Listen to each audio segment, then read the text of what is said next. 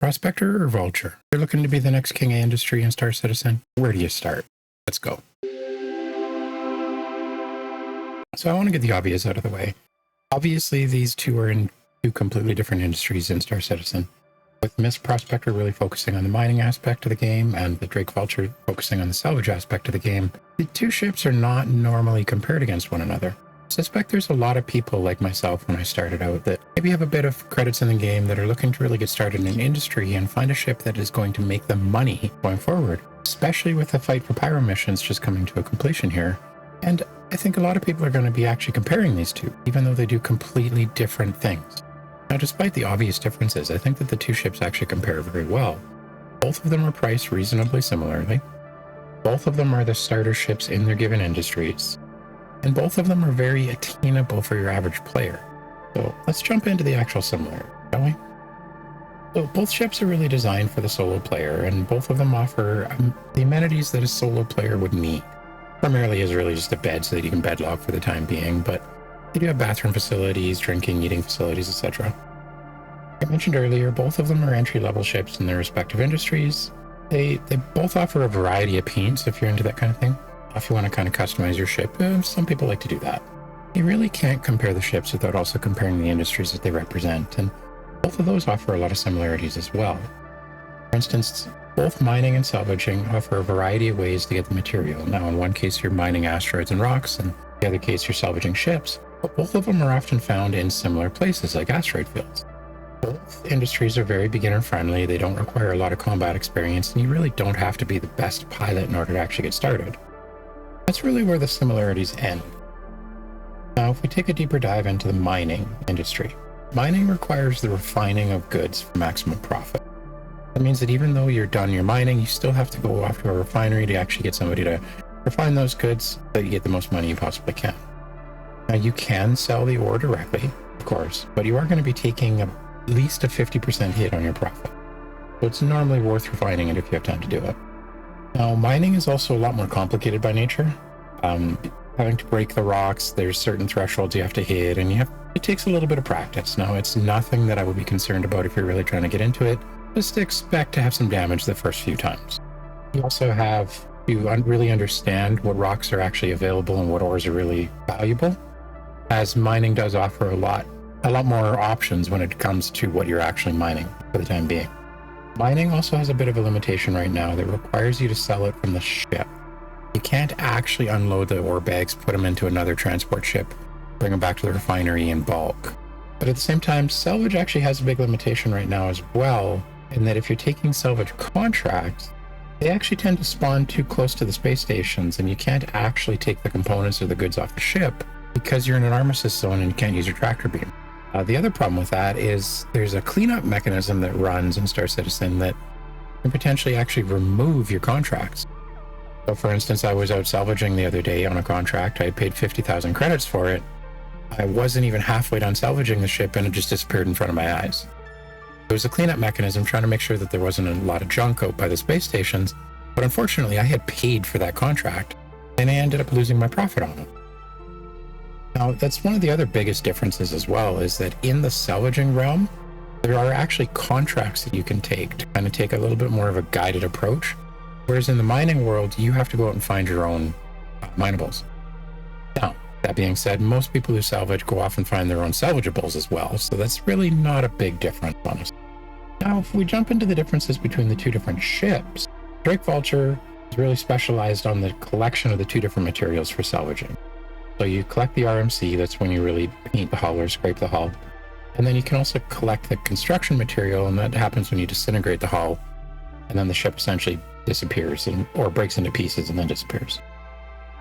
Now, the Vulture can handle most ships in both regards, but it actually can't crack the larger ships, take the construction materials off of it. That isn't actually a very big deal because the majority of the value is found in the RMC. And the Vulture can scrape any size ship. In fact, one of the funnest things I used to be able to do was actually go scrape Hercules ships, which would fill the Vulture several times over, and you'd have to fly back and forth to actually unload. Now, the other big difference is that the Vulture can't be rented in-game yet. They've announced that it is coming, but they haven't announced exactly when. Salvaging is also a lot simpler of a game loop, kind of a lot less stressful. There's also a lot less risk to the operator, because unless you actually bang into the wreck that you're salvaging, you're not going to blow up your ship. Now, if we take a look at the MISC Prospector, it's really specialized to collect a single type of material, in the sense that it's really meant to collect the ore that you get from rocks. Now, you may also collect the inert material and some of the other stuff in there, but its design is really just to collect ore. It does require that you actually fracture the rock and then collect the goods, and sometimes you have to fracture rocks multiple times as well. And there are also multiple different types of materials that you have to be aware of. So if you're using the Prospector, you have to know what to target and where exactly to find those materials, because they actually vary quite substantially in value, like with Contanium being one of the most expensive ones that when you sell it, down to some other things like I think iron is one of the lower valued items in there. That being said, I do find mining to be a lot more of a complete game loop, if you will. It requires a bit more skill, a bit more startup time, a bit more training and learning, of course. I find it a lot more satisfying just because it's not so simple, just paint the hull or scrape the hull kind of thing. And I find that it does keep my interest for a lot longer, but both are very valuable ways to make money.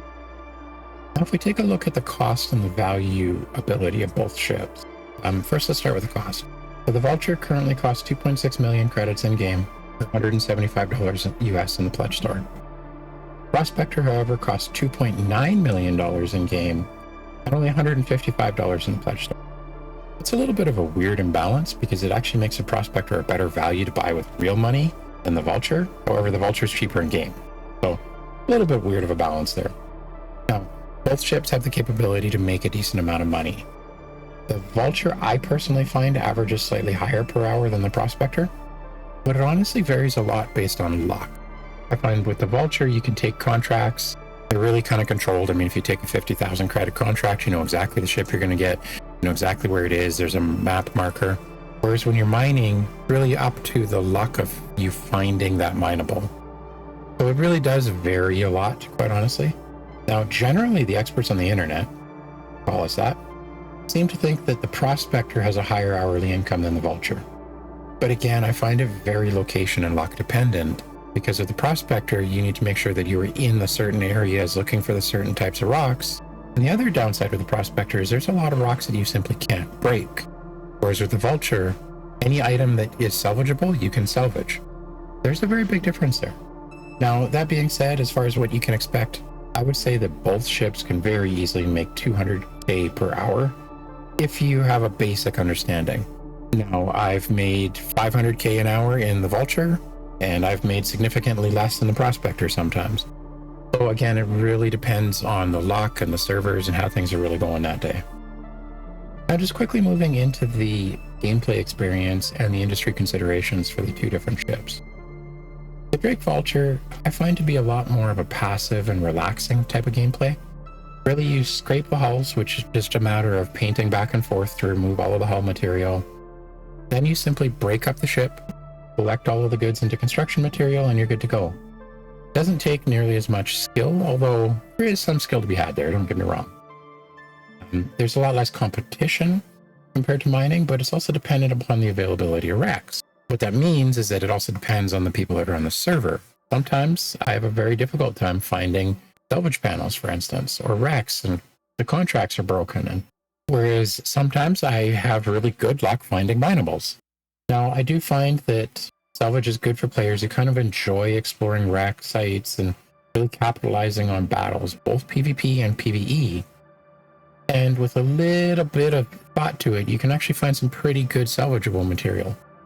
You have some really high potential as component salvaging and looting come into this game as well. And really, I'm excited to see what the future brings for this. Now, if we switch over to the MISC Prospector, I find this to be a lot more active gameplay. You have to really be in control of your mining laser. Even though it's gotten a lot easier in the latest releases here, you still have to actually pay attention. Whereas with Salvage, you can kind of tune out a little bit, and sometimes it's nice to just zone out. Now, again, you have to actually scan to find your goods. You have to actually mine the goods. And quite honestly, there's a lot more risk, because if you don't pay attention, your rock will explode and blow up your Prospector. It's also important to note that mining does tend to shift and it requires a lot of adaptation. So for instance, right now, I know we now have the ability to stack the mining components on top of one another. But at the same time, mining is one of the oldest industrial professions in the game as well. So it does stand to reason that it's going to change a little bit over time. Mining also has a lot more of a multiplayer potential to it, especially when you start to talk about refining and fleet mining. Now, neither of those things really exist in the game right now, but it is quite fun to go out with somebody else, with another prospector, and team up to break up the big rocks and then kind of go off on your own ways and come back. I've had a lot of fun doing that in the past, and I know a lot of people enjoy doing the exact same thing using the Argo Mole. Now, if you're going to invest into a ship, especially if you want something that's going to make you money and have a reliable source of income going forward, you really have to look at the future of what industry actually has to offer as well. So let's first look at the Drake Vulture. As time goes on here, components recovery will start to play a lot larger aspect into the game, especially as crafting comes into play. So you're going to have to start to grab the fuses off of ships, and I'm sure that's only the beginning of it. But you'll have to start to grab those components so that you can actually utilize them in crafting other items as time goes on. That does mean that it has the potential for some very drastic changes as time goes on. I can absolutely see CIG introducing different types of material that you can salvage off of a ship, like a lot of other similar games, and really kind of expanding out the salvage gameplay. It seems like salvage has been in the game forever, but remember, it's actually not that old. So it does stand to reason that it is a little bit immature, and it might actually expand greatly. The other thing that CIG has mentioned that a lot of people didn't pick up on is the potential to actually have salvage hangars coming. Could you have an automated version of a salvage hangar that would actually strip the ships down? Really, what is the future of the Drake Vulture in that case? Now, the Vulture also has a lot more competition with the recent introduction of the MISC Prospector.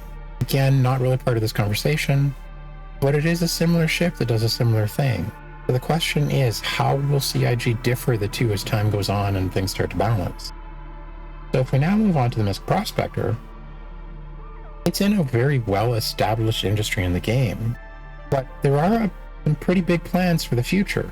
One of the biggest plans coming down the line that I know of is they want to change the asteroid structure so that each asteroid only has a single material. They'll probably also have inert materials with it as well, but no longer will you get asteroids that have multiple materials that you have to try to figure out if it's actually worth it or not. Now, the other thing that they've talked about, in pretty good detail of course, is that purity is going to come into play. That's going to cause a lot of changes to the mining industry and the prospector as well, as a more pure version of gold is going to be worth more than an impure version of gold. And depending on the area in the star system that you actually harvest your materials from, and depending on the star system itself, you're going to be able to get better versions of the same material, which is actually going to make mining a lot more complicated. The other thing to consider is the entire refining process hasn't actually been shown yet. When that comes into the game, I think it's going to cause some major changes to mining, because now players are going to be able to refine things. And that's really where the game starts to balance it as well. Now, the other thing to consider is in the very near future here, the Prospector will have the ability to drop its saddlebags into a larger cargo ship so that you can actually stock up and bring them back for refining in bulk. To me, that's a bit of a game changer. That brings us down to the ultimate question. Which one do you choose? Now, to me, this was never a question of which one do I choose for the ultimate gameplay, as I did end up buying both. The question for me was really, which one do I choose first? So I think that this comes down to the individual, honestly. I would say you choose a Vulture if you're looking for a simpler, more casual gameplay. If you're looking to always be the solo player, kind of out there in the verse by yourself, there's nothing more fun than that. You choose a Vulture again if you're looking for consistent but low-risk income. You choose a Vulture if you're looking to work on wrecks, or if you're really interested in taking advantage of some of the PvP and the PvE aftermath that happen. And I'm seeing in the Pyro events, for instance, there's a lot of opportunity, especially after the fight for Pyro missions, to actually go salvage all of these ships that are left behind there. Now, a little bit of a tidbit, I would also choose a Vulture if you're looking for a strange and unique daily driver. And I've been known to actually drive my Vulture around as my daily driver, and that's why I suggest it, because it's actually a great way to store a little bit of cargo in the back. But when you come upon a wreck, you can quickly scrape it and continue on along your way. If that's kind of a game mentality that you want to take, the Vulture might actually be for you. Now, I would choose the Prospector if you're looking for a lot more of an active resource gathering version that is taking into consideration some of the future stuff that's hopefully coming down this year.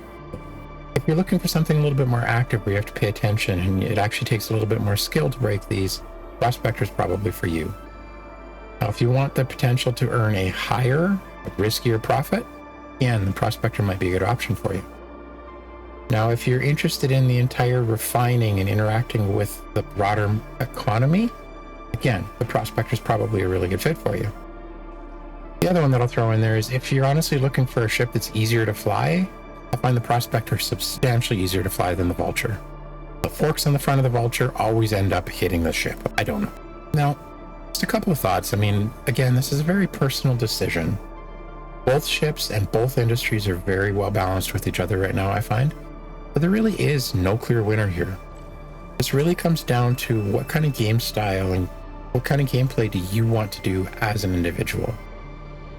Both ships are excellent starter ships within their industry, and both of them have a long-term viability within the game. Neither of them are going to be a bad investment, is really my point, and that's why I started the conclusion here by saying, to me, it was never a matter of which one do I choose, but which one do I choose to purchase first. So I really hope that this guide has kind of given you some things to think about when you're trying to choose which one to actually go with.